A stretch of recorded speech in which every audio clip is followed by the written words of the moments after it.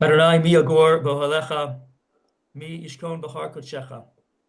Holik tamim u'poel, tzedek, v'dover emet bilvavo. Adonai, eternal God, who may abide in your house, who may dwell on your holy mountain? It is those who are upright, those who do justly, those who speak truth, even within their hearts. It is those who do not slander or wrong others or bring shame upon others. It is those who scorn lawlessness and honor others who revere God. It is those who give their word and come what may, do not retract. It is those who would not exploit others. Osei ele lo yimot leolam. Those who do thusly shall never be shaken. Thought this would be an appropriate reading, Psalm 15, as we begin our service in memory of Michael Lichtenstein. We now turn to the 23rd Psalm. Cantor Gale will lead us in that Psalm in English and then chant it, 23rd Psalm, the Lord is my shepherd, in Hebrew. You'll find the English rendering in your handouts.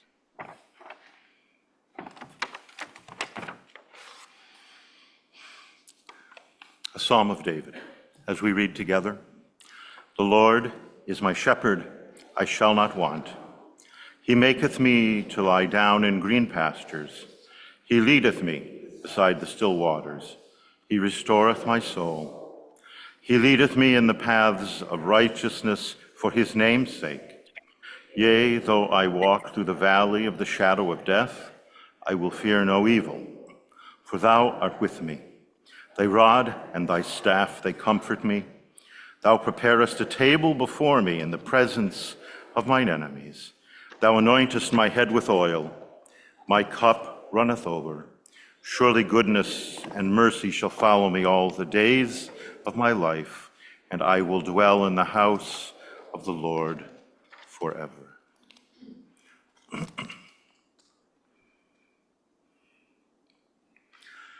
Adonai roi lo echsar binot deshe yarbitzeni al mei menuchot yenach aleini. Nafshi yeshovev, yancheni v'maglei tzedek. Yancheni b'maglei tzedek. Yenaman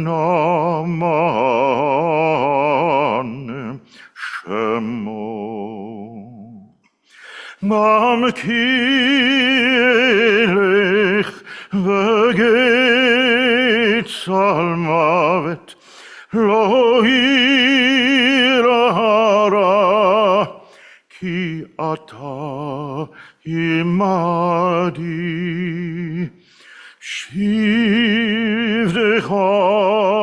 u'mishantecha hema yenachamuni. Taroch lefanai shulchan neged tzorai. Dishanta roshi vashemen roshi kosi revaya. אך טוב וחסד ירדפוני כל ימי חיי, כל ימי חיי. ושבתי בבית אדוני לאורך ימים.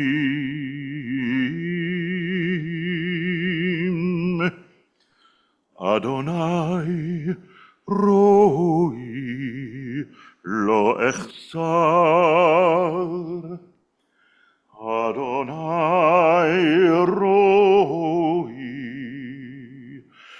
לא אחסר.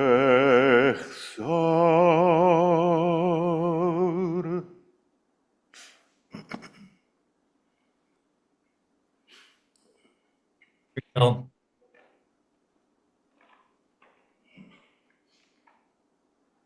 the third chapter of Ecclesiastes, or Kohelet, also presents this idea that things in this world are unfolding as they should, that there's a time and a place for everything that happens under the sun. Again, this is an idea from the Bible that is sometimes hard for us to accept at challenging times, but this is how our tradition guides us. L'kol zman, ve'et l'chol chefetz tachat hashamayim, et laledet ve'et lamut, et lata'at ve'et la'akor natua, et lifrotz ve'et livnot, et livkot ve'et lischok, et tzvod ve'et rokod, et lashlich avanim ve'et knos avanim, et lachavok ve'et lirchok mechabek, et levakesh ve'et la'abed, et lishmor ve'et lashlich, et likro ve'et lipor, et lachshot ve'et ledaber. For everything there is a season, a time for every purpose under heaven. A time to be born, a time to die, a time to plant, a time to uproot that which is planted, a time to tear down, a time to build up, a time to weep, a time to laugh, a time to grieve, a time to dance, a time to throw stones and a time to gather stones together, a time to embrace, a time when we must refrain from our embraces, a time to seek and a time to lose, a time to keep, a time to discard, a time to tear, a time to sow, a time for silence, and a time to speak. And so, we speak, sharing thoughts, memories of Michael Lichtenstein. There was a fairly well-known debate in the Talmud between the schools of Rabbi Hillel and Rabbi Shammai. How should the menorah, the Hanukkah menorah, be lighted?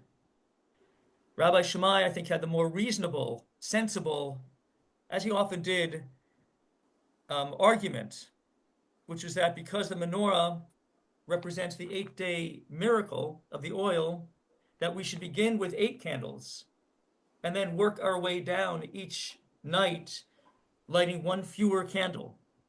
Just like the oil is diminished ultimately after the 8 days, so with the candles. That seems to make sense. Rabbi Hillel presented, I would say, a less reasonable, but more poetic, I would say even more beautiful argument. He said, let's begin with 1 candle and add 1 each night, of course, in addition to the shamash. We would thereby, according to Rabbi Hillel, during these dark days that we are experiencing now, bring more light into the world with each successive night. As usual, as we know, Rabbi Hillel prevailed. That's how we do it. Last night, the 8th night,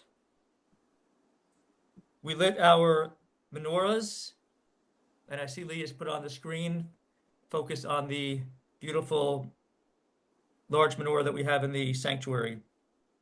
Last night we lit our Chanukiot, beautiful to behold, and we lit them all the way. Lots of lights. Michael Lichtenstein brought light into this world. And as his years ticked by, the years of his life, he seemed to share more and more light. He brought light in many ways, like through his helpful nature, his giving heart. He especially gave to his community, and as we know, he gave so much to our community, our synagogue community. He also gave selflessly, lovingly, in any way he could to his loved ones. Hanukkah, the word, means dedication. And Michael's dedication to others was like a Chanukiah on the 8th night, fully glowing. That's who he was.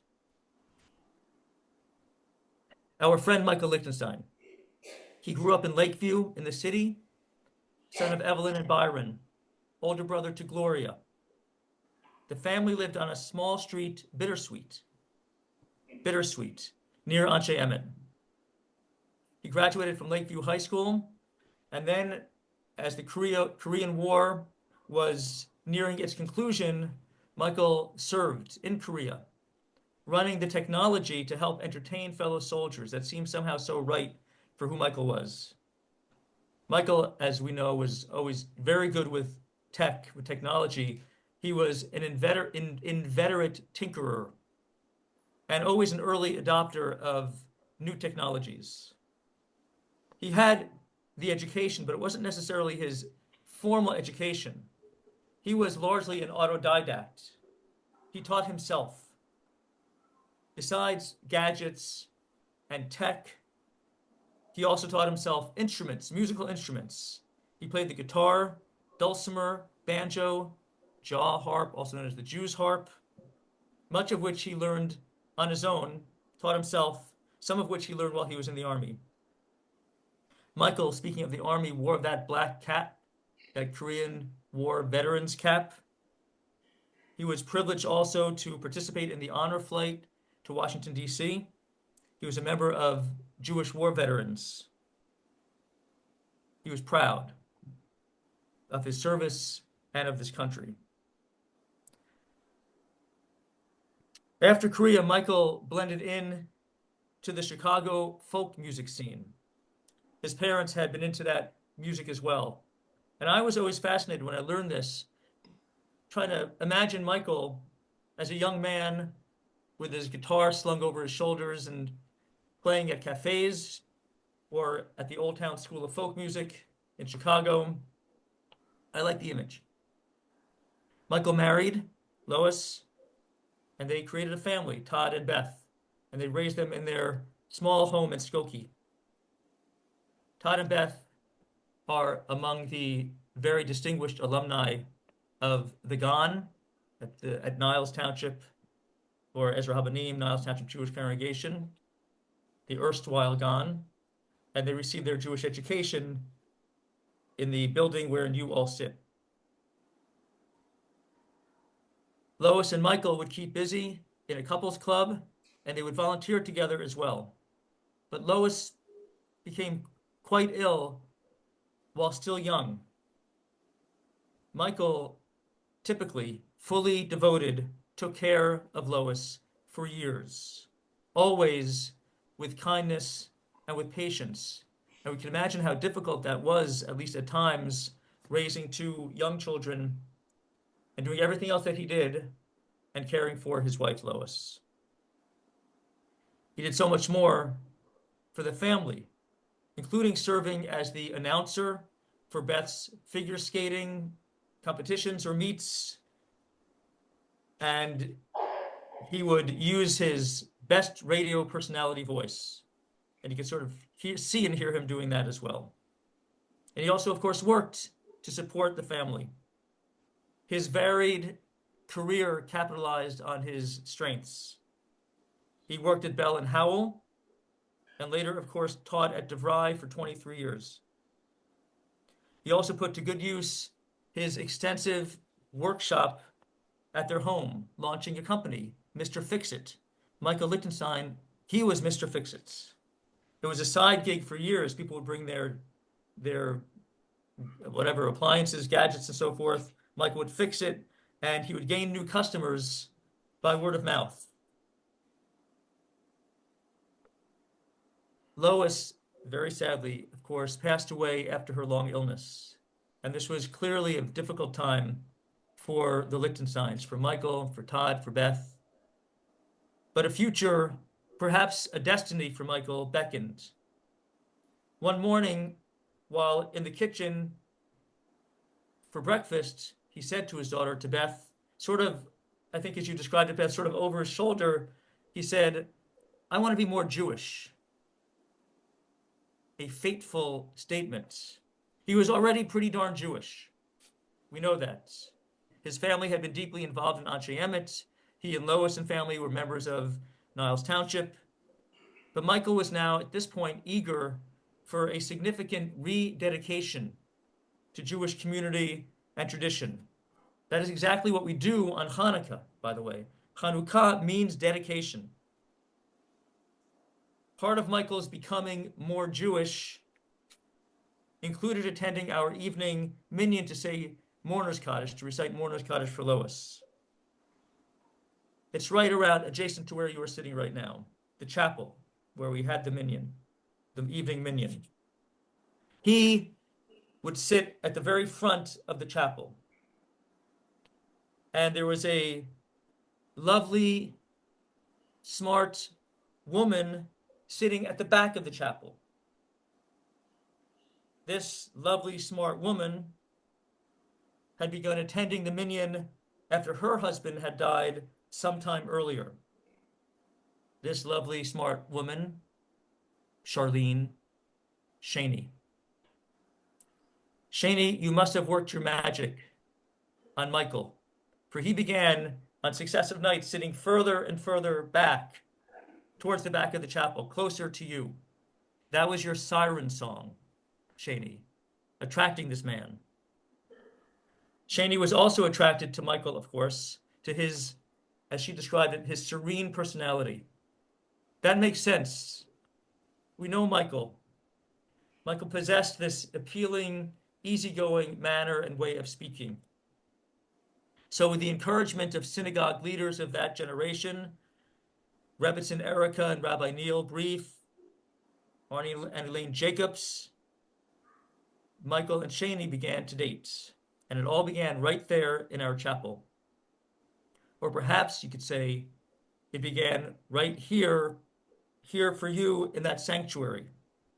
This is a story. Michael had arranged for Rabbi Brief to call up himself and Shaney to open the ark or stand before the ark for Elenu for a Friday night, on a Friday night service. And while up there, Michael approached the lectern. I'm looking at it right now. And after a bit of an introduction, he said, while we're up here, Charlene Levant, will you please be my wife? And can't you hear him saying that? Shaney said yes. That is quite an event to happen in our sanctuary. No wonder that room that you're sitting in right now has such serious, positive energy. That scene should be in a movie. And it's perfect for Aleinu, which is the prayer that they were up on the bima for. Aleinu describes our obligations as Jews to God. And Michael and Shaney at that moment were declaring formally their obligations to each other as spouses. They embraced the role of wife and husband. They also were fully and lovingly embracing each other's families, becoming, in a sense, new elders, parental figures to each other's children. Karen and Mark, Todd and Beth.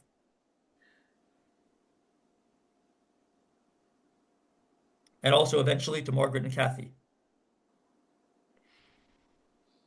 Michael and Len also, Karen's partner, enjoyed sharing stories about their military service.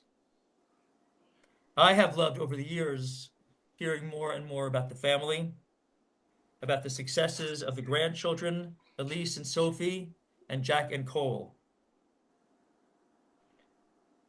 As a couple, Michael and Shani exemplified the wonderful insight of the French author of The Little Prince, Antoine Saint-Exupéry. He said that love is the process of gently bringing someone back to their true self. Again, love is the process of gently bringing another person back to their true self. That's what you did for each other, Shani, you and Michael. Or as you put it, just more directly, he made me a very happy lady. Well, Shani certainly helped Michael fulfill his desire to become his true self, to become more Jewish. He certainly did. The Lichtensteins were leaders of our Jewish community. They were founding members of the Minyonaires, the Chavurah, of the Minyan goers.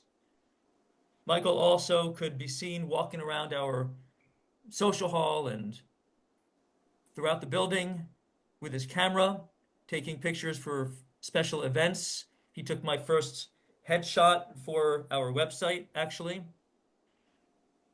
Shani, of course, a leader in other ways, often on the bima, on Shabbat mornings, davening. Michael proudly watching his wife from their regular seats in the back. In addition to all that, many of us gathered for years at their table, enjoying the kosher sandwiches that Michael and Shani would treat us to as we all sat on the committee that arranges our synagogue's high holiday honors. It's a gargantuan task. And Michael, unsurprisingly, Michael Lichtenstein created the form to organize this massive, complex undertaking. We still use that form, Michael's form. We call it the Lichtenstein form. In addition, friends, it's been my honor to call Shani and Michael friends and to visit them quite a lot over the years. During one of my early visits, we were sitting actually on the couches, and Michael, as I was preparing to leave, expressed his gratitude to me for the visit, which was my pleasure. And he said to me, sort of really offered me a simple blessing at that moment. He said, "God bless you." And he repeated that over the years, including in more recent visits. Those three words from Michael Lichtenstein meant a whole lot to me. A simple, sincere blessing coming from his good heart. This, friends, is the last day of Hanukkah. The menorah last night, fully ablaze. We will put them away now until next year. And then we will light them again. That's what we do. May our dedication to that ritual, may our dedication to that candle year after year remind us of Michael's dedication to our tradition, to Jewish tradition. May his deep, helpful heart and spirit make us more helpful. And may his love and his caring inspire all of us to love and care for each other even more. And may his memory always be for blessing. Amen.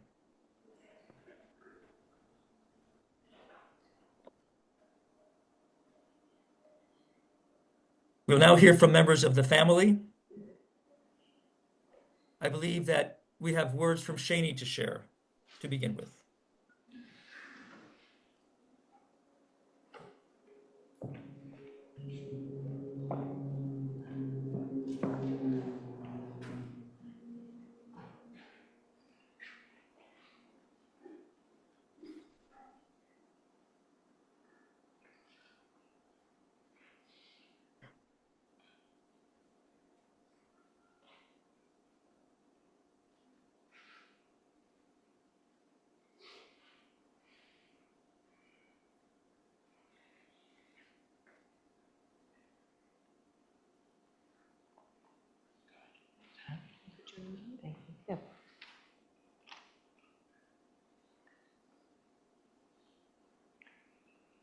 a couple of days before Michael passed away, I sat down and tried to put some thoughts on paper, and the words just kept flowing in me. You're going to probably hear some of the same words repeated by others that are going to be speaking today. So please forgive us, but these are words that are coming from our hearts. Michael and I, as the rabbi was saying, we met at our daily minyan at a time when it was a very low point in both of our lives. I had already finished a year of mourning and decided to stay on to try to help those that were coming and following me the way I was being helped by the people that were there for me. We became good friends, which is all we ever wanted. Someone to talk to, someone to have dinner with occasionally.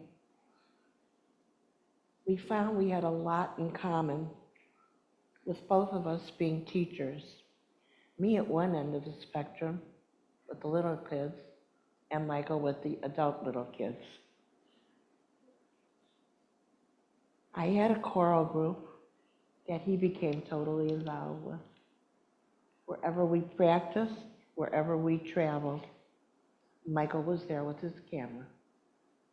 Michael became a surrogate daddy to my choral students, who were all of ages 8 to 12, and were being taken to Florida and New York away from their home. Our friendship developed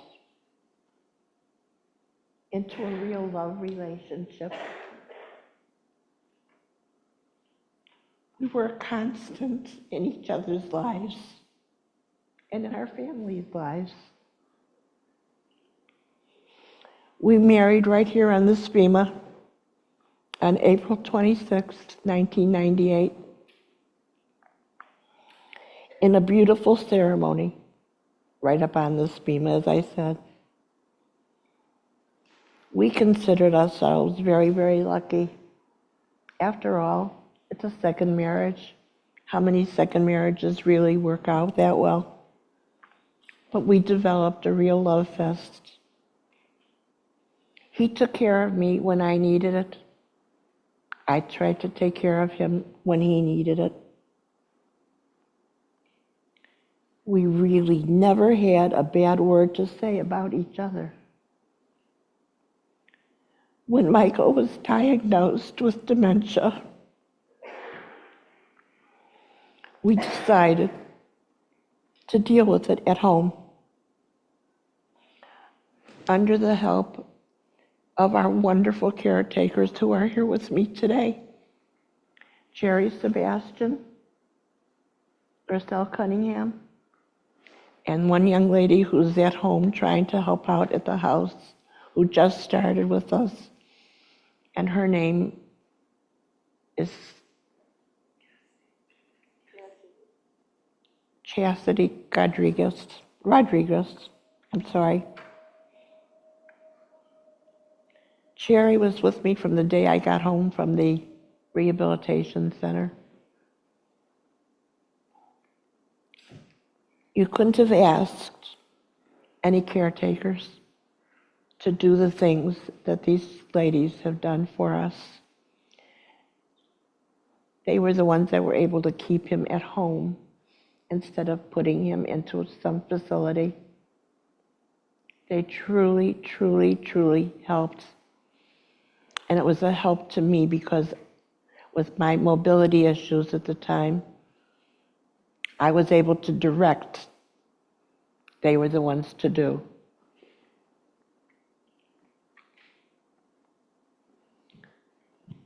Michael was fortunate, as were we all, to remain the same sweet man he was before he got sick.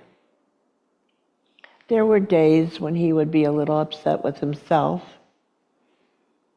especially when he would look over at me and say, "You're the lady in the bed," because he couldn't remember my name, couldn't remember who I was to him. But every once in a while he said, "Yes, you're my lady in the bed." So he still had a little bit up above him. The sweetness remained until the disease took over his life.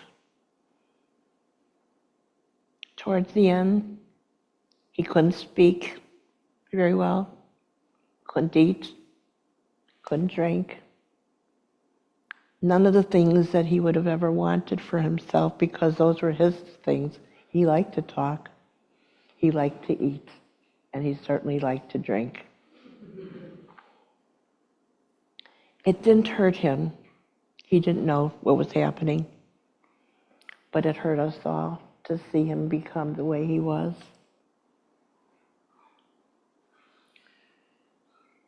My love, my Michael, no more struggling. No more struggling to eat. No more struggling to drink or talk. All the things that were your love in life. No more computers to help me with.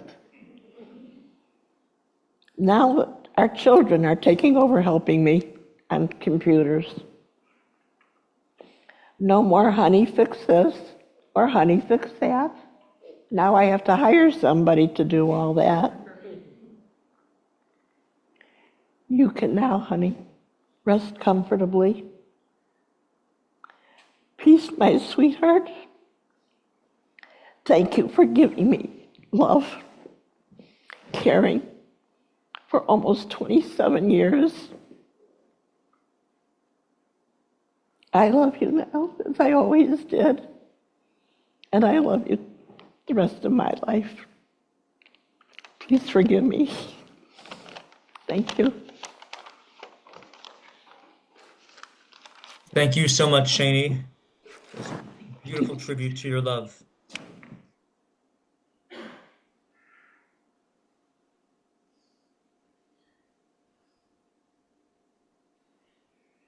It's now my honor to call forward Todd Lichtenstein.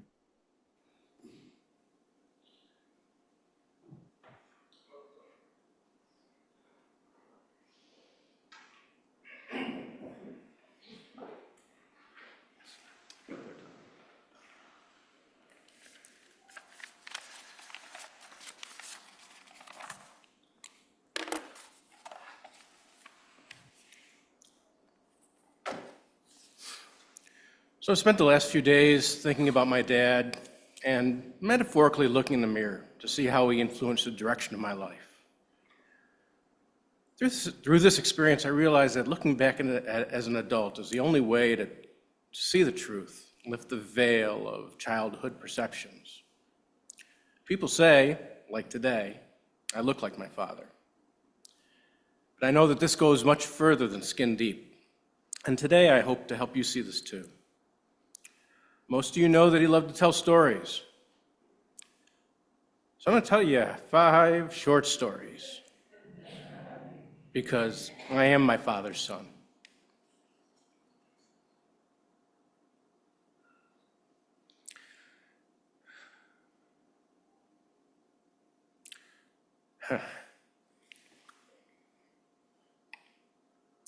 I remember a small strip of dirt facing the house, bordering the garage, where almost every spring my dad and I would plant a vegetable garden. And we had a pitchfork and that 4-prong cultivator, a bow rake, and a spade. And we'd work the soil and plant these tiny plants and care for them for a couple of months, watching them grow to produce the most perfect tomatoes, cucumbers, peppers, beans, pea pods, and my dad's favorite, corn. I remember the vivid colors, the sweetness of tomatoes, the crunch of the peppers and cucumbers. I remember how different fresh garden produce was versus the store-bought vegetables. Today, my daughters and I have have turned the two rear corners of our property into our own vegetable garden. It's hard work. The results have been amazing. In fact, there's a pretty substantial portion of our daily harvest that makes it into our stomach instead of the house. We whine our way through winter complaining about the store-bought vegetables, waiting for the summer when our precious home produce becomes ripe and ready. Ask my kids. They'll tell you, I'm my father's son.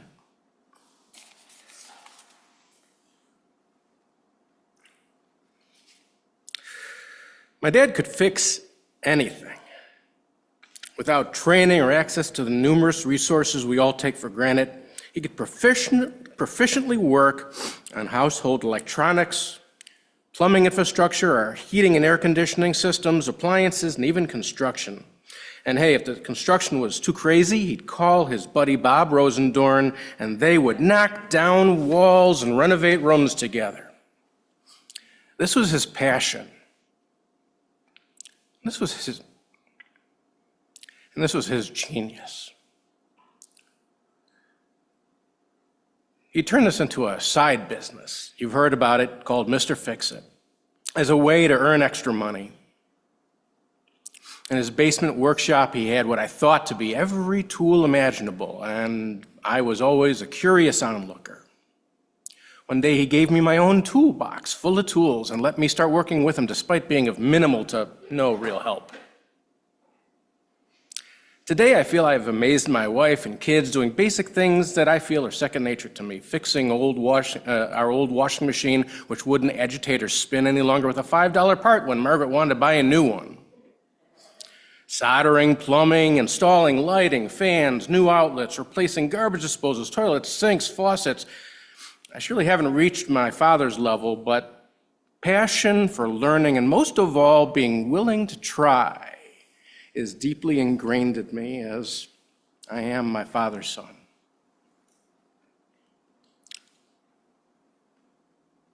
I remember when I was signed up for my first baseball team, and my dad was determined to help me prepare for this new endeavor, and he and I would play catch while Mom was cooking dinner. He taught me to swing a bat. We'd go out in the backyard, he would pitch balls to me, I'd learn how to hit a ball, and there were a couple broken windows, which he fixed. But in the end, he was successful, and the tall, skinny kid ended up being a pretty good baseball player.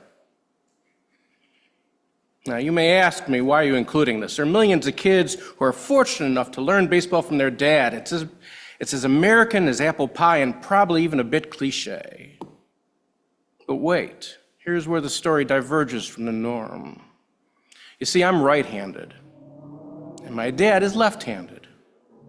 And to this day, I swing a bat, a hockey stick, and golf clubs, all left-handed. Why? I am my father's son.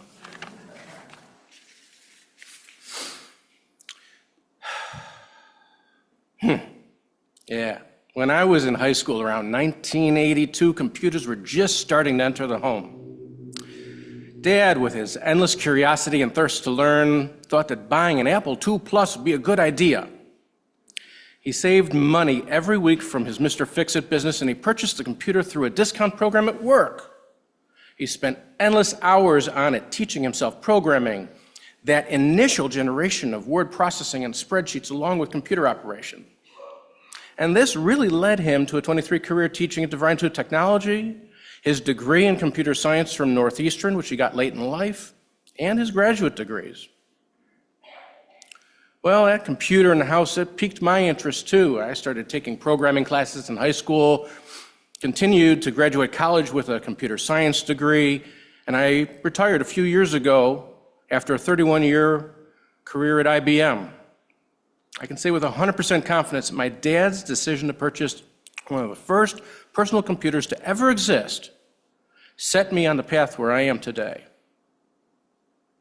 We both love technology, and it shows. I am my father's son.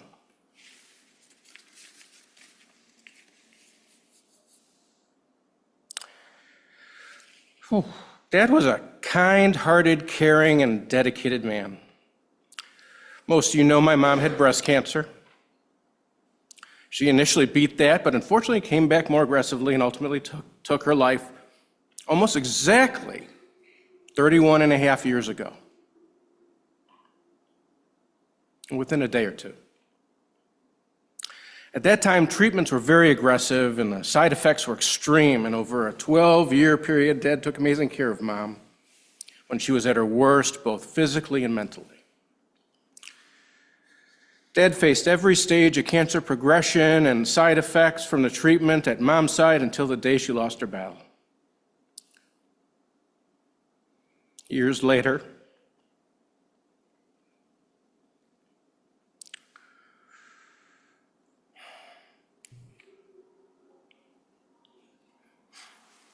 he faced his own challenges from dementia and Alzheimer's.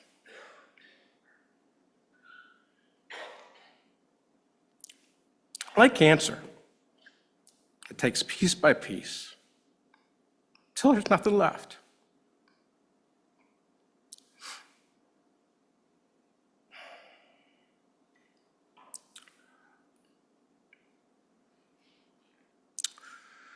Many with this disease become mean or violent because of its effect, but not Dad. He had his bad days, but overall his kind and gentle spirit prevailed till the end.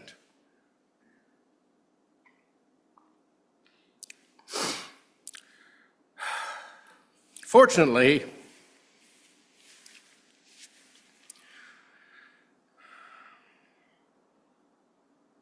I haven't been tested like my dad.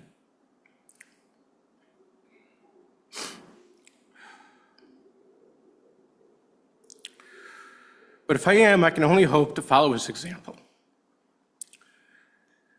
He has demonstrated how to put others first and what true love and commitment looks like. He showed perseverance and generosity and did all of this without much recognition from within the anonymity of our home.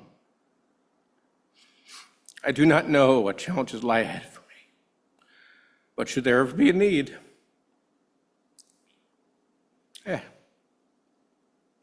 I hope I can be my father's son.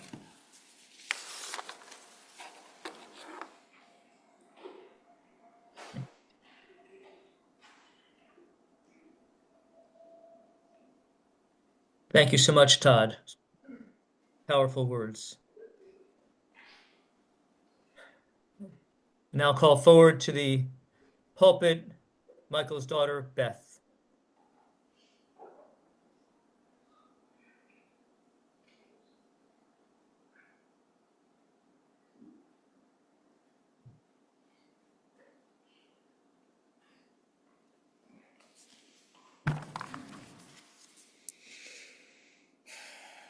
Good morning.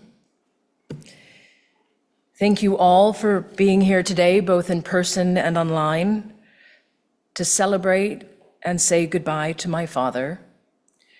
It is truly moving to see how many lives he's touched, and I know he would be humbled by the outpouring of love. For those of you I haven't had the chance to meet, I'm Beth, Michael's daughter. He's the proud Zadie to my gorgeous boys, Jack and Cole, who are with us online in Poland. It's not lost on me that I don't know many of you, as I've lived abroad for nearly 20 years. Over the coming days, I look forward to meeting all of you and hearing your stories of my father. I know that in sharing Michael Lichtenstein's stories, there will be countless smiles and no doubt much laughter. And I think we can all agree he wouldn't want to be remembered any other way. While my father and I loved each other deeply, I can't say we were especially close. He was a man of few words, and I often felt I didn't fully understand him, nor he me. If I'm being honest, I never thought we had much in common. But in the last few days, as I've had time to reflect, I've realized how much he shaped me. Not through grand speeches, but in how he lived his life. The lessons he taught, often without saying a word, have shaped me in ways that I never imagined. And so I'd like to share, like my brother, the 5 most important lessons I've come to appreciate. Number 5, I feel like if I were to do true tribute to him, I would have to do all of these numbers in my radio personality voice. Boy, I hope that makes sense to most of you. Anyway, number 5. Everything that ever needed to be said about life and love was best said by the music of the 1920s and the 1950s. One of my earliest memories is being in the basement on Babb Avenue and my father strumming his guitar as we sang, "You Are My Sunshine." He recorded that moment, and I still have it to this day. That moment wasn't just about the song, it was the beginning of a deep love for music that my father passed on to me. My father and I spent a lot of time listening to the radio in the car as he selflessly taxied me to and from the ice rink or other activities.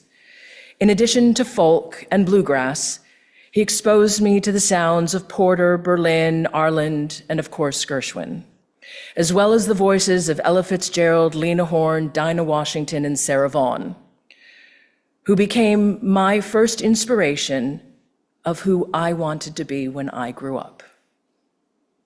While my peers were listening to top 40s hits, I memorized the music from Fats Waller's Ain't Misbehaving, a tape my father made for me from a borrowed library tape. I dreamed of telling those stories and igniting those emotions in others. Though I've moved away from performing, I still carry that love of music that my father and I shared, and it continues to shape my soul to this day. Number 4, most things can be fixed. As said, many of you might remember my father's side business, Mr. Fix-It. His workshop was filled with every tool you could imagine, ready to tackle any broken object that came his way. Growing up, I might have been known for being a little hard on my belongings. Things would break, and the common refrain was, "Daddy, fix." Even as a teenager, something would break and I would present it, and before I could say anything, he would say, "Daddy, fix?" But my father's philosophy was more about fixing things. It was about believing that with the right tools, skills, patience, and a desire to make things better, even the most broken things can be repaired. This lesson didn't just shape my career working with young people and families, it shaped my approach to life. With patience and care, things can be repaired. Relationships can be healed, and hope can be restored. It was an invaluable lesson for me in resilience. Number 3, patience and kindness above all. My father's life was not easy. While he was well provided for, he faced complex family dynamics, challenges in school, trauma during his time serving in Korea, and intense hardship while caring for my mother during her 13-year battle with cancer. He never complained and rarely ever spoke about any of what he experienced, but I know it weighed heavily on him. Despite everything, my father always chose kindness and gave of himself wherever possible. He cared for his parents, his father-in-law, and my mother without ever expecting anything in return. His example taught me that no matter how others treat you, you always have the choice to respond with patience and kindness. How people treat you is more a reflection of their own struggles and emotional limitations than a judgment of you. Responding to mistreatment with kindness isn't about being a pushover or letting someone win. It's about creating your own sense of peace and fulfillment, knowing you are writing your life story according to your values, regardless of how anyone else behaves. He showed me that how we treat others defines us, not how we are treated in return. Being good and kind was simply his way. And more than anything, I will forever aspire to follow that example every single day. Number 2, live life on your own terms. My father was a man of few words, living a simple life according to his values. Through his quiet example, he taught me that true happiness lies in living on your own terms, staying true to your beliefs, and not allowing the judgments of others to sway you. What I admire most about him, however, is his unconditional acceptance. Despite the many, many missteps I have made and the unconventional path I have chosen living abroad, he never once judged me. Not once did he make me feel remorse for my decision or guilt for the distance between us. All that mattered to him was that I and my sons were thriving. And in his eyes, that was enough. Speaking of living abroad, I want to take a moment to express my deepest gratitude to my brother Todd for the incredible dedication he showed in caring for our father while I was so far away. The gift of peace I felt in knowing he was there, offering his unwavering support, was a comfort I cannot fully put into words. And number 1, perhaps the most important lesson my father ever taught me was the unmatched importance of spending your life with someone you would choose again and again, every single day. That person who makes you laugh, whose values align with yours, who challenges you to grow and makes you feel like you are enough, just the way you are. My father found that in Charlene. With her, he finally achieved the happiness, love, and life he always deserved. I will forever be grateful for the love and joy she brought into his life and for how she saw him for the good, kind man he was. How they unconditionally loved each other showed me what true partnership looks like. As I look at myself now, just shy of my father's age when he met Charlene, I can't help but see him in me and all that we have in common. I now say goodbye with a deeper understanding of who he indeed was, his values, his quiet strength, and I will carry that with me always and will forever endeavor impart those values to my children to live on. Dad, you are my sunshine. You are deeply loved, and you will be missed.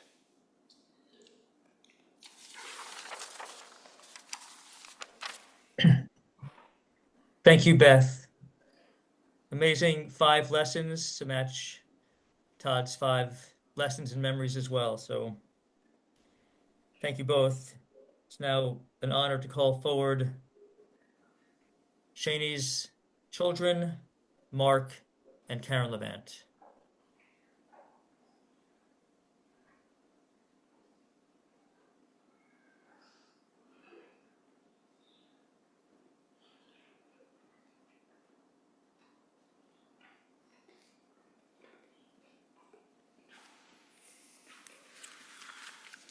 Hi, for those who, I guess you heard of, we are Michael's stepson and stepdaughter, Mark and Karen. So it's wonderful to have everyone here and on Zoom, and thank you, Rabbi, who's Zooming from California, to honor the life of Michael Lichtenstein. So as has been said, we met Michael about 30 years ago, about 3 years after our dad, Richard Levant, passed away in 1991. We started coming here to Ezra-Habonim, Niles Township Jewish congregation. Time passed, and Mom had mentioned that she met someone at the synagogue minyan whose wife, Lois, had recently passed away. I think Mom may have been concerned about maybe how we felt about having someone new in her life, and if we would even accept him. We sure did. Mom introduced Michael to Karen and me.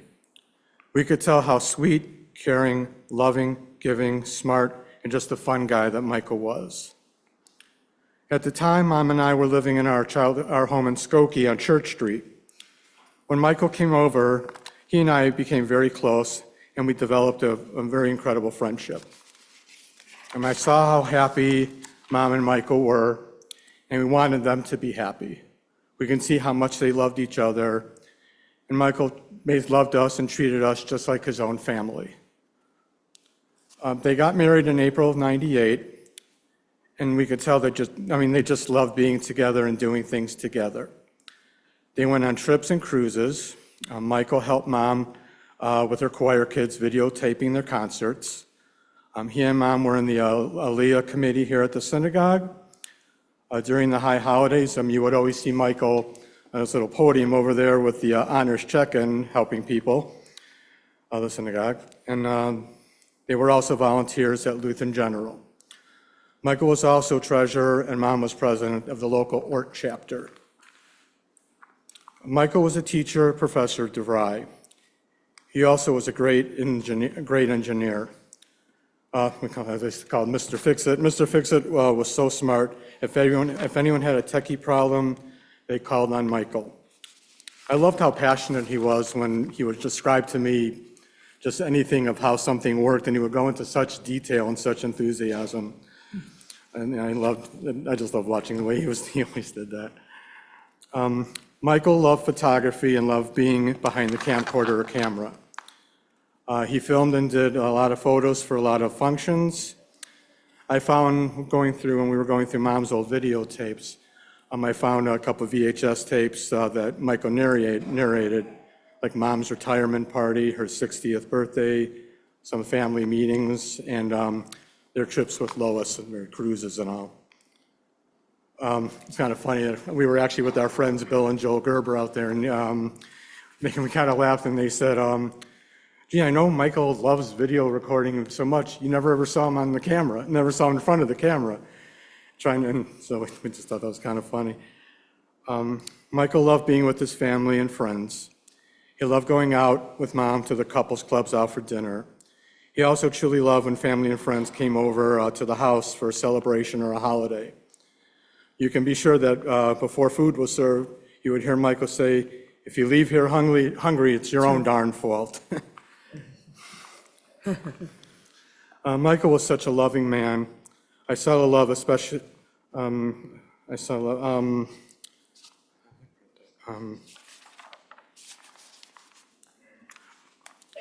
going to say, Mom, I know Michael loved you, I know you loved him. When the Alzheimer's became getting worse, I know you were so concerned, and you always said you want to make sure Michael was taken care of and looked at. So I also thank Cherry, Griselle, and Cassidy for always being there and helping Mom and Michael. You guys rock. For me, Michael and I, we went to some great shows. We went to the Center of Performing Arts in Skokie. Recently, I was sitting with him in the bedroom, and we were just watching TV. He loved watching like the sci-fi shows or war shows. And we just sat there, watched it for a while.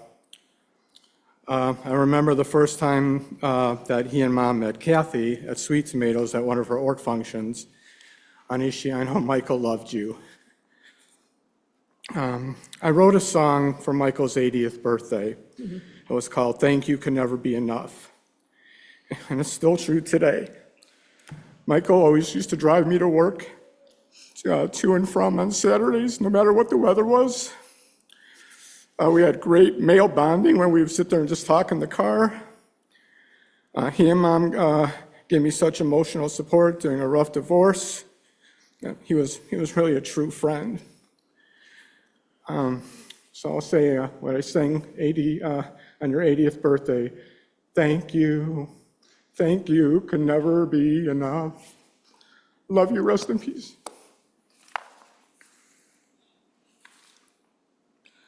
I think Mark said it all. When my father died in 1991, it was very hard for me and my family. And I'm so glad that he met my mom, and she had a beautiful glow in her face when they met. He was a very wonderful, kind man to me and the rest of my family and everybody that was affiliated with him and his life. He always smiled. He always helped me mentally with everything. His smile, his jokes just touched me and my soul. I love him. He was like a second father to me. I love you, Michael. You will be missed. Rest in peace. And thank you for everything. I love you. Beautiful. Thank you so very, very much, Mark and Karen. Gorgeous words. Now call forward Jeffrey Sachs, who will lead us in military honors honoring Michael Lichtenstein. Please rise. Those of you who are veterans, please render a salute, and the rest of us, we render honor by placing our hand over our hearts.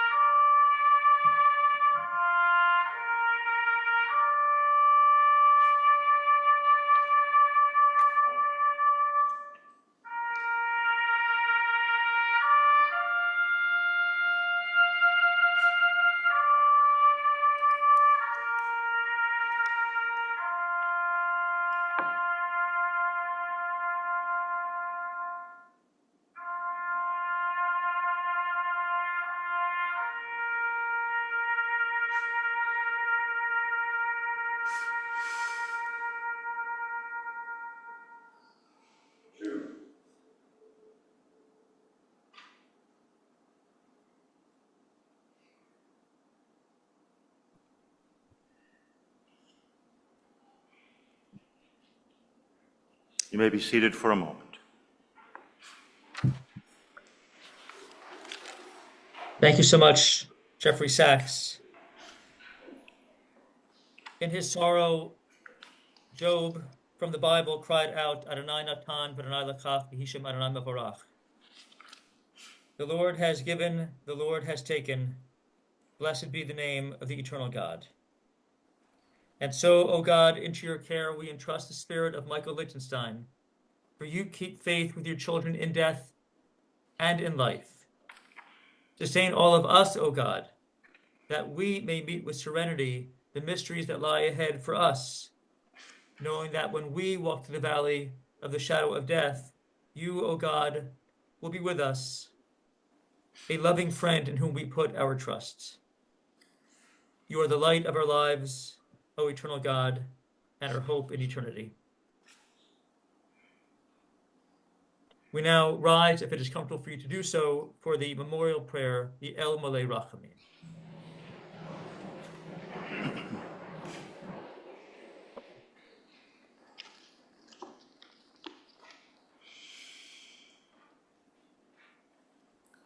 Hail, Malei Rachamim,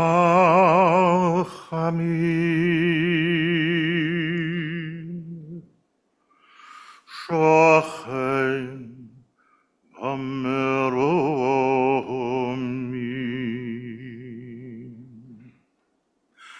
Amtsei Menucha Nechvona, Tachat Kanefei Ashechinau,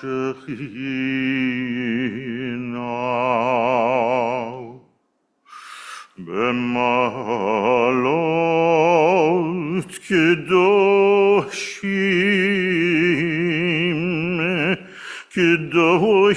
Utehorim,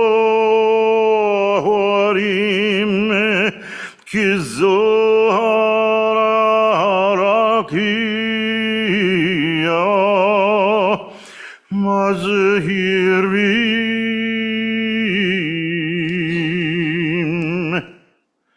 Het Nishmat, Michael Tzudik, Vien Ben Binyamin, Yosel V'Chana Ruth, Shehalach Le'olamo,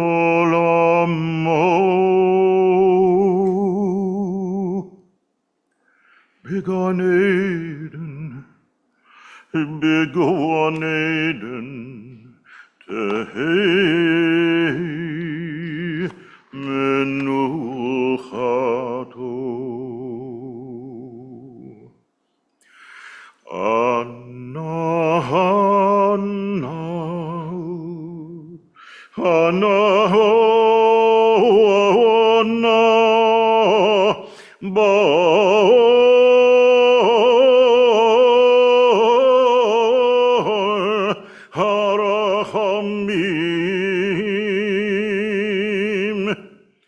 Hostirehu beseter knafecho Yolamim.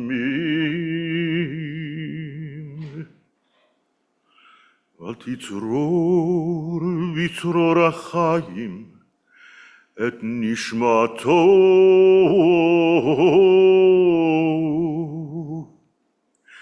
Adonai hu nachlato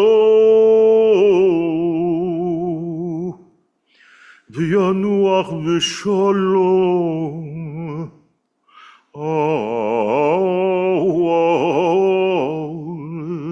mishkavo v'nomar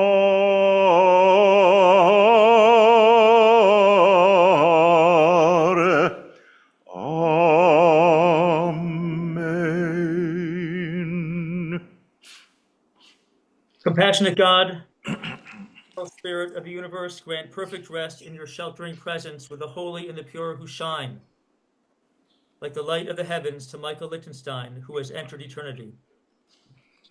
O God of mercy, let him find refuge in your eternal presence and within the shadow of your wings. Let his soul be bound up in the bond of everlasting life. God is his inheritance. May he rest in peace. And we say, Amen. Amen. Please be seated.